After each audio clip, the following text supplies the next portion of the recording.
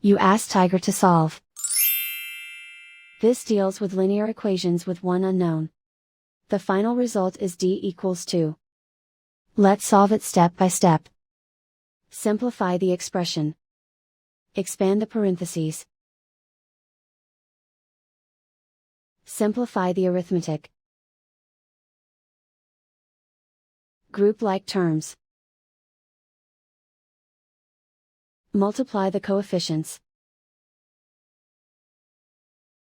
Group like terms. Combine like terms. Group all constants on the right side of the equation. Subtract 12 from both sides. Simplify the arithmetic.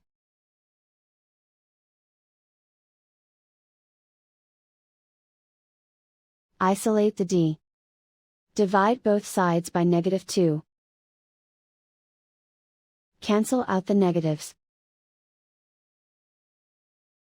Simplify the fraction. Cancel out the negatives. Find the greatest common factor of the numerator and denominator. Factor out and cancel the greatest common factor.